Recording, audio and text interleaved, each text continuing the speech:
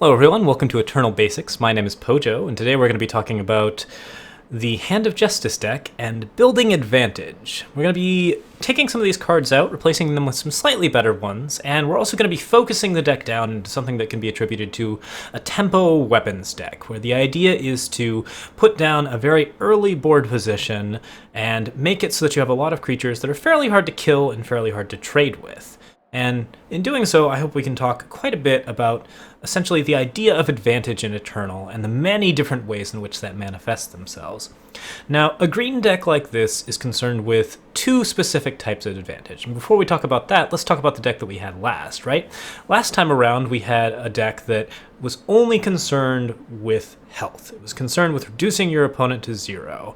And in doing so, putting your opponent in a position where he had to take some very tricky blocks and just generally would get into a lot of trouble because we killed him before he could actually leverage any of the interesting things that his deck could do.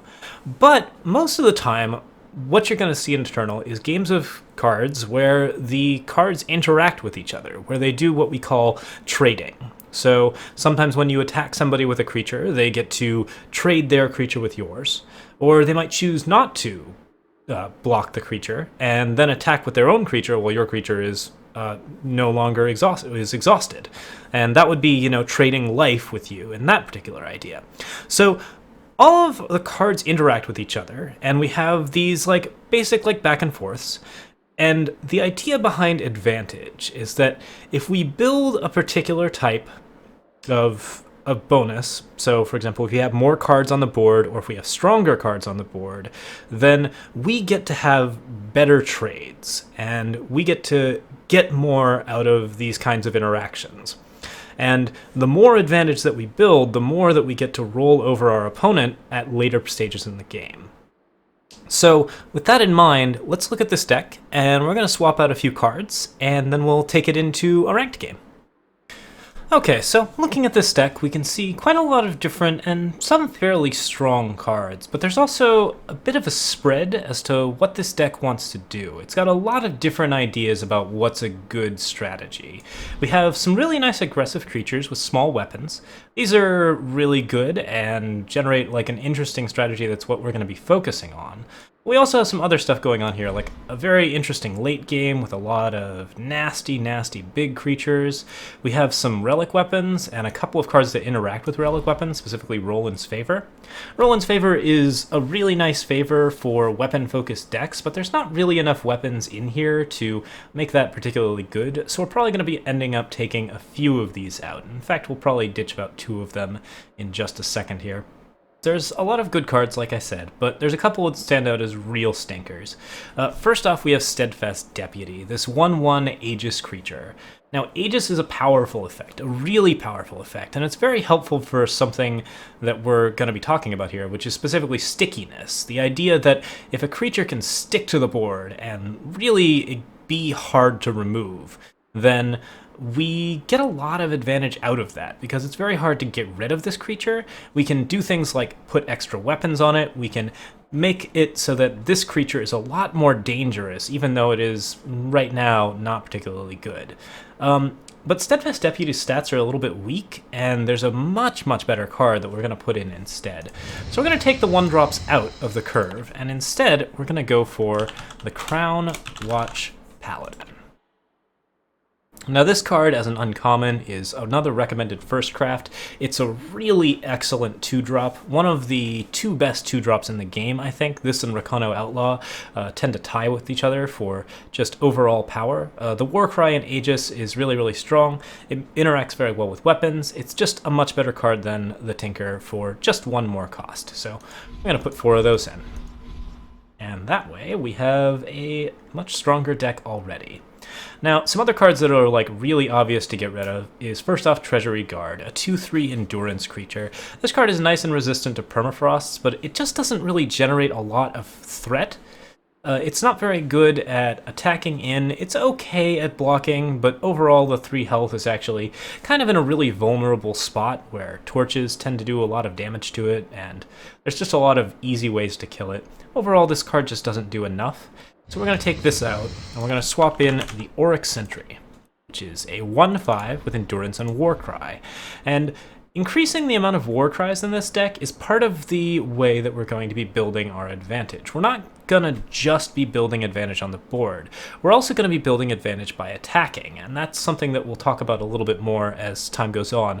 But the basic idea is that the more we can buff our creatures inside our deck, the better off they're gonna be.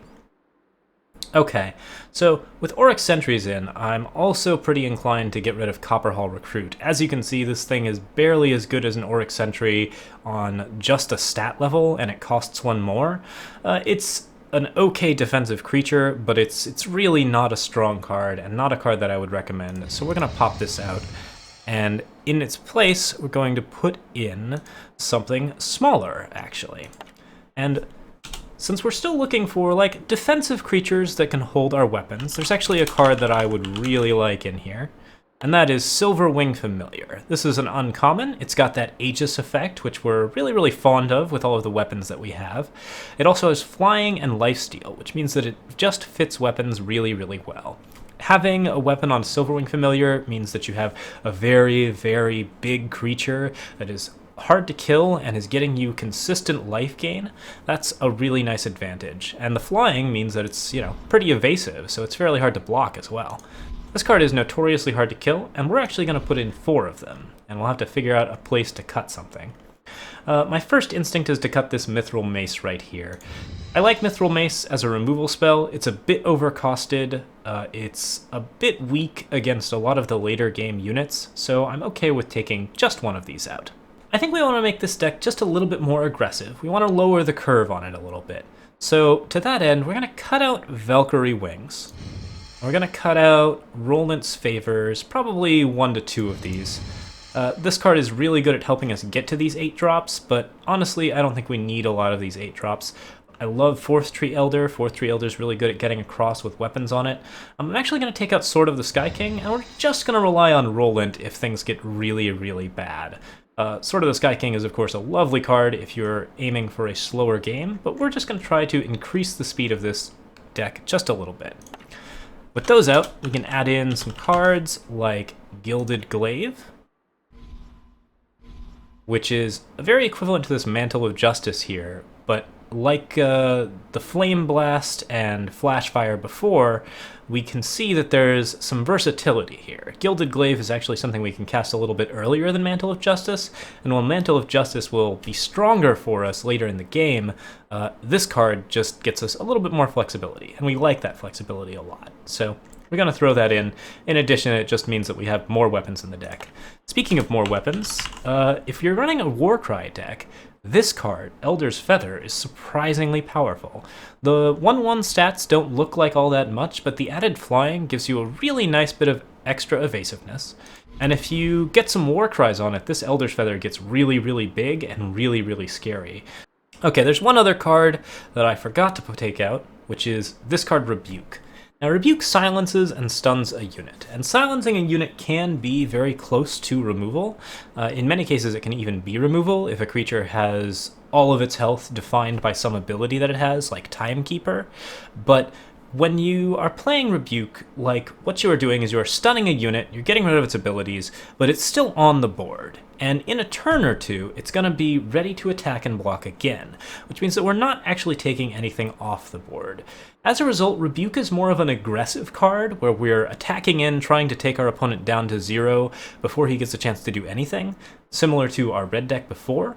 But it doesn't provide us with any board advantage overall. It doesn't actually give us a trade of cards. We spend the card, our opponent loses some value off of his card, and then he gets that card back later on. So we're going to go with something a little bit more permanent. Taking out the Rebukes, and we're going to add in a Vanquish. And Vanquish is kill a unit with 4 attack or more. Since we have a lot of small creatures that want to be attacking constantly with cards like Warcry, Vanquish is a really powerful way to get rid of those cards. I really recommend it if you're running into problems with the legendary Sandstorm Titan in particular, but overall this card gets rid of a lot of threats that you would rather not be on the board while you are trying to play. Okay, so overall, this looks pretty good. This is a pretty solid deck. It's got a lot more aggression in it. The weapon theme is pretty strong, and there's a lot that we can do with this deck to make it better, but just using some uncommon replacements, I think this is about all we need to do. So we're going to take this into a game, and we're going to see how it plays. Alright, so we can't keep this hand really because it only has one unit that we can play. Overall, we're trying to develop a beneficial board state, and if we're just playing a single unit out and that unit gets killed, then we kind of sit on our hand and we don't do anything for a couple of turns. So that's not a good hand for us. We're going to throw it away. This looks a little better. We have to draw power to make it work, but we have Crownwatch Paladin here, and Crownwatch Paladin can get a Gilded Glaive, which is a start. Crownwatch Paladin sticks to the board really well, so if it gets a weapon, it can provide a lot of early tempo, and that's fairly important. Overall, I'd rather put the Gilded Glaives on the Silverwing Familiars, so I'm gonna try to draw that third power. Just hoping and praying. We'll see how that goes. My opponent's playing a Combre deck of some kind. Looks like it's got some blue in it, so it might be a control deck. That's reasonably good news for us. We have a lot of Aegis creatures, so we're going to resist a lot of the spells that he'll be casting. Alright, with that done, we get to play down some more creatures. I think I'm more interested in developing Auric Sentry than the Silverwing Familiars. Auric Sentry is just pretty resistant to removal, and he keeps giving me these war cries, which are fairly important. So, when we talk about development, we talk about board development, of course, which is getting the advantage on the board, and that's fairly important. So we've got board development here. There's also card advantage, which is the idea of anything that you do that will get you more cards than your opponent can be very beneficial to you. And that's something that we will certainly talk about more in later sessions. But right now, the type of advantage that we're building is actually a size advantage, or a buff advantage. And that's something that's fairly unique to Eternal. What we are doing here is we're attacking in with war cries, and we're building up our own cards on top of our deck and inside our deck. And we're making our deck stronger, so that the cards that we play are even stronger. And cards like Tinker Apprentice do this as well. They give buffs to cards inside our hand, and then when we play those cards, they're much, much better. I think Silverwing Familiar might still have been a better choice there, though. Hard to say. Alright, so my opponent's plan right now is to use Stronghold Visage to gain a bunch of health and life, and just stall out the board, make things very, very difficult for me. To that end, he's going to have a lot of cards with what we would call a lot of cards like Harsh Rule, which clear the board completely. But because we have Aegis creatures, we have some ways of surviving this, and that's going to be pretty helpful to us. Alright, my opponent didn't have the green necessary to cast Harsh Rule this turn. He threw a Permafrost at my Silverwing Familiar, which suggests he does have a Harsh Rule.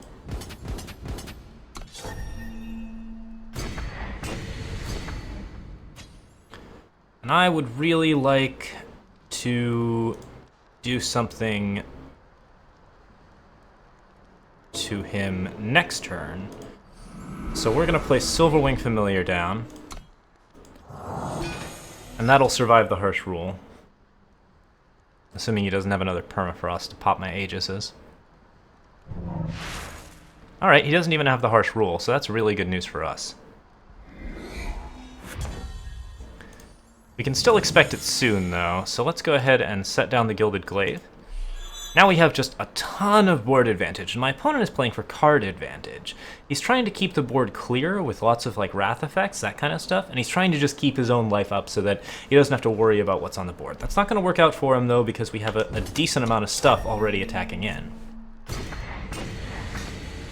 See, I've already got 6 on the field. If he Harsh Rules me, he's not going to get through.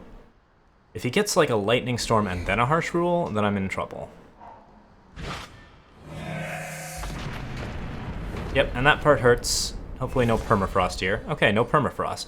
So see, like, We just had solid command of the board the entire game, and while he's using spells and stuff to keep control, to attempt control, we managed to put down some stuff with Aegises, we managed to put down some stuff that essentially just really resists that type of control. So I think we have a very good chance of winning here.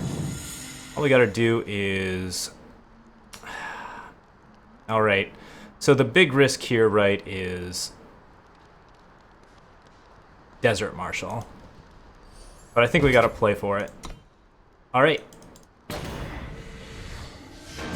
Yeah, and that went really well.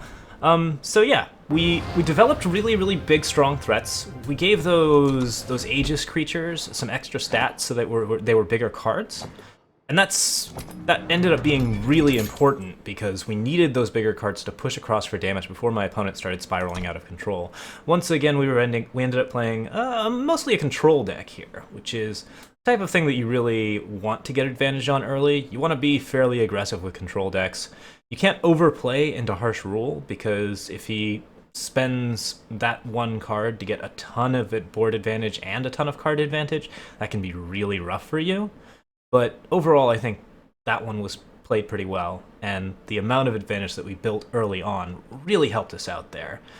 So when we talk about building advantage, there are a lot of different types of advantage, and they all build into each other. Because any advantage is going to allow you to make favorable trades of a specific type.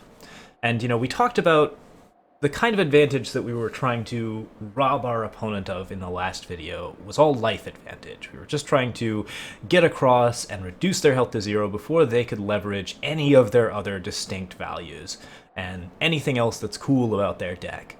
But if we're building things like board advantage and size advantage, then what we get to do there is we get to make really favorable trades. So, like when my opponent spent a Lightning Storm just to pop an Aegis, when he put a Permafrost on one of my creatures just to pop an Aegis, he's spending cards and resources to get rid of a creature that is big enough to be a threat to him, but also big enough to be difficult for him to actually trade for. And that ended up being really relevant because we had so much early advantage that we were able to trade down with him and just crush his board. Even after the Harsh Rule, we just managed to get all the way through and get all of that life. And that's one of the things that tempo is really about. Building the early advantage and leveraging it into something that will win you the game pretty early on. But can be really beneficial even as far as the late game, because we're building up those really big cards that we draw, and we're building up cards in our hand, we're building up just everything, and making sure that all of our stuff is just more valuable than the cards that our opponent is playing. And that's really relevant. So that's something to consider when you're looking at tempo decks. You're trying to play efficient threats and play aggressively, but you're also trying to build early advantage. You're trying to get that damage in and get all of the little things that make it so that your opponent has to make bad trades, that your opponent has to do things that he'd rather not do. And that's the idea behind having such a commanding position on the board and giving yourself that kind of advantage. Okay, that should be it for today. Next time around, we're probably going to look at time, and we're going to talk about card advantage. We're going to build something more mid-rangey. And from there, we'll be moving on. So thank you guys so much for watching. Like and subscribe if you like, and we'll have the next video up as soon as we can. Cheers!